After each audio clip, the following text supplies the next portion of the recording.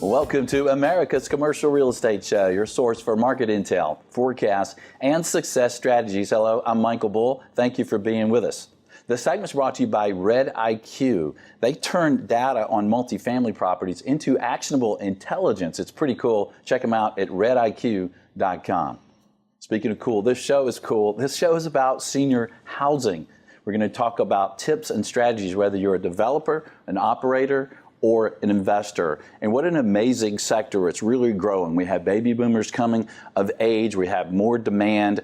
And it's just, I think, an interesting sector to everyone out there. Well, we have some experts in Studio One with us today. Please welcome Tim Gary and Fergal Brady. They're both with Village Senior Park Living. And here at Studio One, gentlemen, thanks for being with us. Thank you, Michael. And we also have Ernie Anya. He's president of the Senior Housing Group at Bull Realty. Ernie, thanks for being with us, sir. Thank you, Michael. Well, guys, I talked about baby boomers coming of age. We're not all of age yet. How much demand and how much growth do you foresee in senior housing? Fergal? You know, it seems like we're having this conversation more frequently than we did in the past. And today there's a lot more people communicating about what is senior housing, what is senior living. The fact is we're all aging and we're all getting there. So it's a reality that at some point we will need these kind of resources available to us. And at some point we're impacted at multiple levels. It could be your grandparents, your parents, or even yourself that starts to decide and make this kind of transition. But what's really pushing that conversation is the population boom. I think we're seeing this population boom with the baby boomers are no longer babies. So they're the silver, or they're the senior boomers, or the silver tsunamis coming as far as the population. And that's kind of really driving the demand, is driving this thought process of what exactly it is. And there's more decisions, a lot more decisions behind that. But if you take just the sheer numbers, there's 325 million people that reside in the United States. 47 million is age 65 years old or older. And that's 14.5% of the population today. That's 2017 numbers. We're forecasting that in 2030, that population will double. So you take 47 million doubles, almost 30% of the population will be age 65 years old or older. And out of that, about 20% of the population is going to live in some assisted living or senior community. So I think that's really driving the focus of this population's coming. The question is, what do they want when they get there? And what decisions are they going to make when it comes? Yeah, and you mentioned a lot of that population being in some form of senior housing. We also have people think about age in place, and I guess that's right for some people. But you know, the way I've seen it, some of the people at age in place are isolated, and sometimes they don't have as good a diet and interaction with folks. And like my mother went to senior housing and became much more healthy and happier, interacting, eating right. So, and Ernie, one of the things when you talk about demand, there's not demand everywhere, right? You have to be careful if you're investing or developing, you know, kind of where that demand is, right?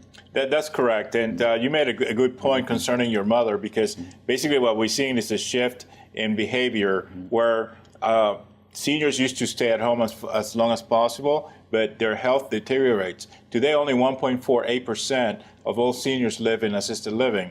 But as you pointed out, when they move to such a facility, they interact with the rest of the community, they get services, their life expands further than it would have if they stayed alone at their home. Yeah, and how do you know if a location is a good location for senior housing? Because you just can't build them anywhere, right? So the adage of demand is basically location, but the point that you have to look at is who is in that market. So there's models out there that basically show, okay, here's how many age cohorts. There's normally 4, 65, 75, 75 making over $45,000 a year, and then the adult children.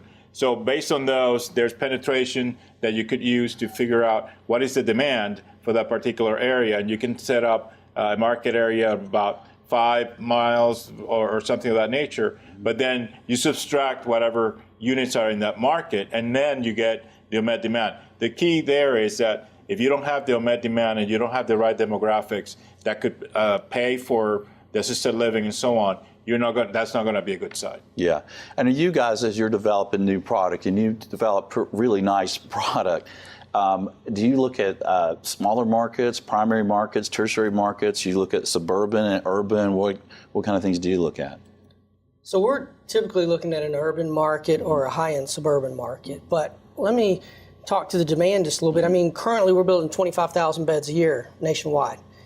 If you look at our current absorption rate and you look at the baby boomers coming into the market, we should be building 50,000 beds a year.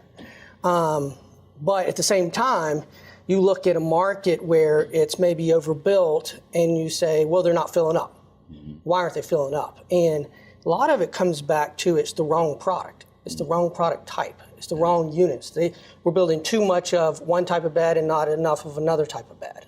It doesn't have the right amenities. So while there is markets that are overbuilt, there's still a lot of markets to be built in. Yeah. And what are you seeing for new design and amenities and that type of proper product today?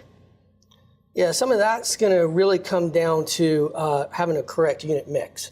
Okay. So you're going to, you've got to have the 2-bedroom, you got to have the 1-bedrooms, the studios, you got to have cottages, bungalows, you got to have memory care. You've got to have something for everybody, because when you look at the group, it's not about age anymore, it's about acuity.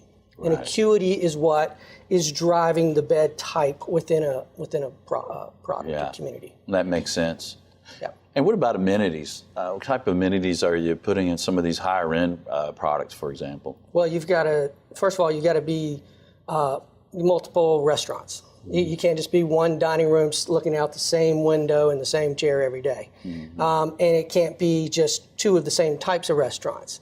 It's got to be bistros, it's got to be sports bars, it's got to be the fine dining, wine and cheese. I mean, that's what you're going to see in our product in bucket here. Theater, you got to have the theaters. Wow. You've got to have the exercise rooms that really tailor to the Pilates, the yogas. You got to have the water aerobics courses. Well, no wonder less people are aging at home. I mean, that sounds pretty nice. Well, to that point, though, if you see the shift in behavior, is that you were sitting at home or even in a nursing home, just vegetating, versus now becoming more active within the community, where there's maybe reading clubs, there's physical therapy, there's the movies, and so on. And that's what's going to make you healthier by interacting with that community. Yeah.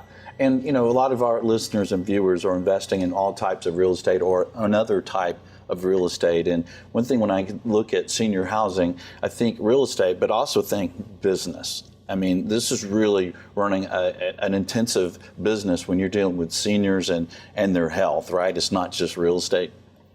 No, it's not just real estate. And that's the confusing part about it. I mean, I think we're going to have a lot more people coming into this business, which is good because it's going to raise the bar. It's going to create some nice competitors. But there is a huge learning curve in the management operation side of it. And if you don't take that serious, you're not going to be successful. Yeah. It is. I mean, it's an operating company at its core. Yeah. I mean, we're caregivers, number one. That's the primary focus we have.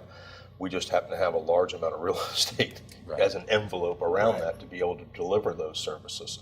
So when you kind of look at it, it's probably 80% more of an operating company. If you go on the exit of one, it's probably 80% more real estate focused, with 20% lift on the services and the from a cash flow point of view. Yeah. But most people make that kind of determination. It's a lot more to it than people kind of think. I mean, if you break it down, you can break it down into 3 different segments. It's social, it's medical, and it's real estate. Mm-hmm. And it takes those 3 to make a successful property. Yeah. Well, 2 out of 3 are not real estate. Right. Yeah. And you guys own and operate your properties, right?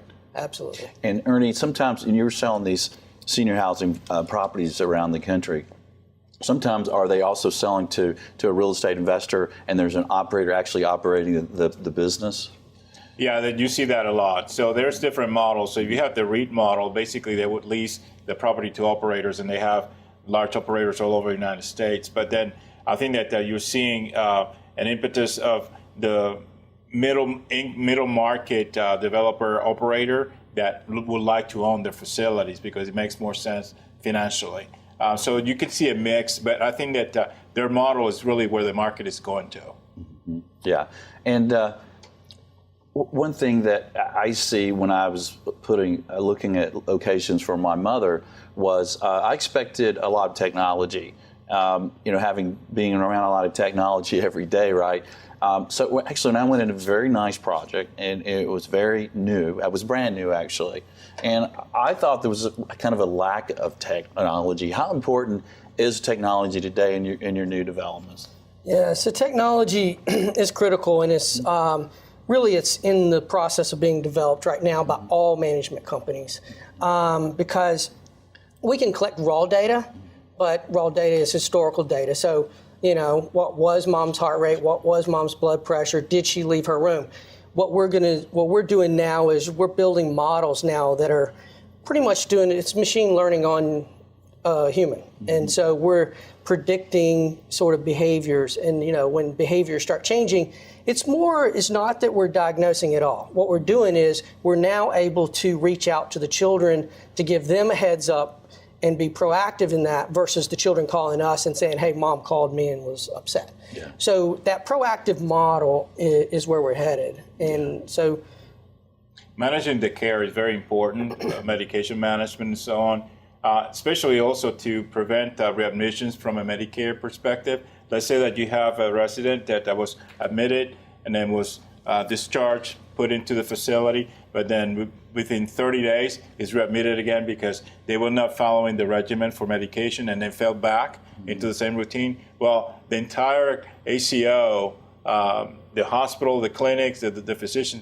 they all lose reimbursement. So in order for hospitals to continue to refer you, they're actually making sure that you have the right mechanisms in place. It's kind of like ERP for senior housing, managing all operations. And now it's getting into also ancillary services, managing menus, managing buying of food, and things of that nature. So it's very important. The more you automate, the more effective you will become. Yeah, okay. Well, we're going to take a short break. When we get back, I want to ask you guys about some of the occupancy trends and value trends and demand you're seeing in this property type. So stay with us. I'm Michael Bull. This is America's Commercial Real Estate Show. We'll be right back.